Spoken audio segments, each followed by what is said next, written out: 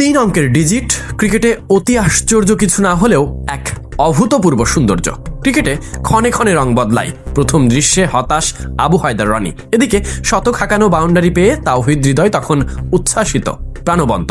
পরের গল্পটা আবার একেবারেই ভিন্ন।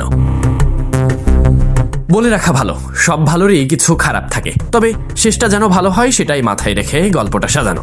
ব্যাট আর প্যাডের মাঝে ফাঁকা, হেড পজিশন ফল করাই বাড়ল হতাশা। ফিরে দেখায় বলটাকে হৃদয় দেখেও যেন দেখলেন না, নাকি শেষ অবধি দেখতেই চাইলেন না। শতকের পর বাড়তি আত্মবিশ্বাসে হৃদয় নিজেকে হারালো। তার আগে পুরো ইনিংসটা যেন এক টুকরো আশার আলো।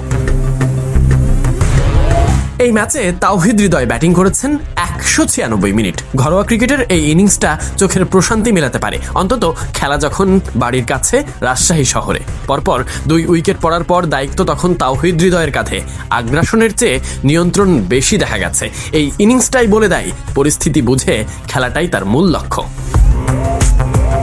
196 মিনিট ক্রিজে থেকে 113 বল খেলে করলেন 102 রান। আউট হওয়ার সময় স্ট্রাইক রেট 90-এর ওপরে। ছিল 8টি 4, ছিল না কোনো 6।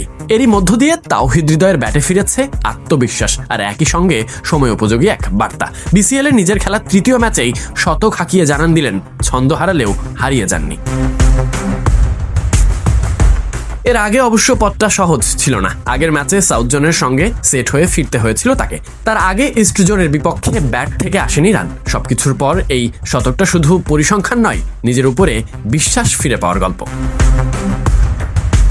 তাওহিদ হৃদয়ের ব্যাটিং নিয়ে মাঝে মধ্যেই সমালোচনা হয়, বিশেষ করে অন সাইডে অতিরিক্ত শট খেলতে গিয়ে আউট হওয়ার প্রবণতাকে তার দুর্বলতার জায়গা হিসেবেই দেখা হয়। শট সিলেকশন আরও পরিণত হলে এই সীমাবদ্ধতা কাটিয়ে ওঠা সম্ভব হবে, আর এই ইনিংসে সেই পরিণতির আভাস কিছুটা মিলেছে।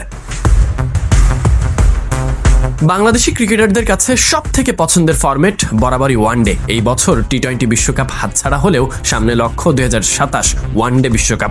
সেই মঞ্চকে সামনে রেখে এখন থেকে প্রতিটি ম্যাচই যেন গুরুত্বপূর্ণ, প্রতিটি ইনিংসই এখন প্রস্তুতির অংশ।